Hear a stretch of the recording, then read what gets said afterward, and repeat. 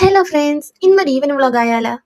എന്റെ ഫ്രണ്ട് ആണെങ്കിൽ ഒരു തുണി എന്നെ തയ്ക്കാൻ ഏൽപ്പിച്ചിട്ട് 2 ആഴ്ച കഴിഞ്ഞു, എന്നിട്ട് ഞാനത് അനക്കിയിട്ടില്ല. ഇന്നെന്തായാലും അതൊന്ന് അനക്കാന്ന് വിചാരിച്ച്. എനിക്ക് തയ്ക്കാൻ അറിഞ്ഞൂടാത്തോണ്ടാണോ അതെ തച്ച് പ്രാന്തായിട്ടാണോ അറിഞ്ഞൂടാ, കുറച്ചു നേരം കഴിഞ്ഞപ്പോഴത്തേക്ക് എന്റെ തലയ്ക്ക് അങ്ങോട്ട് തീ പിടിക്കാൻ തുടങ്ങി. പിന്നെ ഒന്നും നോക്കിയില്ല, തീ അങ്ങോട്ട് ആള് കത്തണ്ടാന്ന് വിചാരിച്ച് നേരെ കൊണ്ട് വെള്ളത്തിൽ മുക്കി. കുളിച്ചു കയറിയപ്പോഴത്തേക്കും തലയ്ക്ക് നല്ല ആശ്വാസമുണ്ട്. പിന്നെ രാത്രി ആയപ്പോഴത്തേക്ക് ഈ കാണുന്ന കോളിഫ്ലവറുമായിട്ടായിരുന്നു യുദ്ധം. അതിന്റെ പപ്പും പൂടയൊക്കെ കളഞ്ഞ് പിച്ചി പറിച്ചെടുത്ത് അരിഞ്ഞെടുക്കണം. പിന്നെ അതിൽ കുറച്ച് ഉപ്പും മഞ്ഞപ്പൊടി ഇട്ട് തിളപ്പിക്കാൻ വെക്കാണ്. പിന്നെ കുറച്ച് ഉള്ളിയൊക്കെ അരിഞ്ഞെടുക്കലാണ്. അതാണ് ഏറ്റവും വലിയ ടാസ്ക്. സാധനങ്ങളെല്ലാം റെഡിയായ സ്ഥിതിക്ക് ഇനി കറി വെക്കലാണ് അടുത്ത പരിപാടി. പിന്നെ ഈ വീഡിയോ കാണുന്നവരുടെ ശ്രദ്ധയ്ക്ക്, ഇത് കണ്ടിട്ട് ആരുടെയും നിന്നെ കോളിഫ്ലവർ കറി ഉണ്ടാക്കാൻ പഠിപ്പിച്ചെന്ന് മാത്രം ആരും ചോദിക്കരുത്. ഇതെന്റെ മാത്രം റെസിപ്പിയാണ്. ചിലപ്പോൾ നിങ്ങളതും ആവാം. അപ്പോൾ ഒരു പാത്രം അടുപ്പിലോട്ട് വെച്ച് അതിനകത്ത് കുറച്ച് എണ്ണ ഒഴിച്ച് കുറച്ച് സ്പൈസസ് കൂടെ ഇട്ട് ഇളക്കണം. എന്നിട്ട് അരിഞ്ഞു വെച്ചിരിക്കുന്ന ഉള്ളിയും പച്ചമുളകും ഉപ്പും മഞ്ഞപ്പൊടിയും കൂടെ ഇട്ട് അങ്ങോട്ടും ഇങ്ങോട്ടും കിണ്ടണം.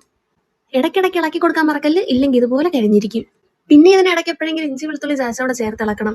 ഇനി ചെയ്യാനുള്ളത് ഒരു എളുപ്പപ്പണിയാണ്. അതിന് വേണ്ടിയിട്ട് ഇതേപോലെ ഉള്ളിയെല്ലാം സൈഡിലോട്ട് ഒതുക്കി വെക്കണം. ഇതെന്തിനെന്ന് വെച്ചാൽ മല്ലിമുളകും ചൂടാക്കാനാണ്. ഇനി കുറച്ച് തക്കാളി കൂടെ ചേർത്ത് ഇളക്കണം. തക്കാളി ഒന്ന് ഉടഞ്ഞു വരുമ്പോഴത്തേക്കും കഴുകി വെച്ചേക്കുന്ന കോളിഫ്ലവറോടെ ചേർത്ത് ഒന്നിപ്പിച്ചെടുക്കുകയാണ്. എന്തായാലും ഒന്നാവാൻ കുറച്ച് സമയം കൊടുക്കാം. ഒന്നായി വന്നതിൻ്റെ ഇടയ്ക്ക് കുറച്ച് കുടുംബ പ്രശ്നമൊക്കെ ഉണ്ടാക്കാൻ വേണ്ടിയിട്ട് കുറച്ച് അലകുലത്തെ സാധനങ്ങളോട് ചേർത്ത് കൊടുക്കുകയാണ്. അങ്ങനെ എല്ലാം കൂടെ ഒന്നായി കഴിഞ്ഞാൽ പിന്നെ നമ്മുടെ കറി റെഡിയായി. അപ്പം ഇന്ന് അത്രേ ഉള്ളൂ. Bye friends.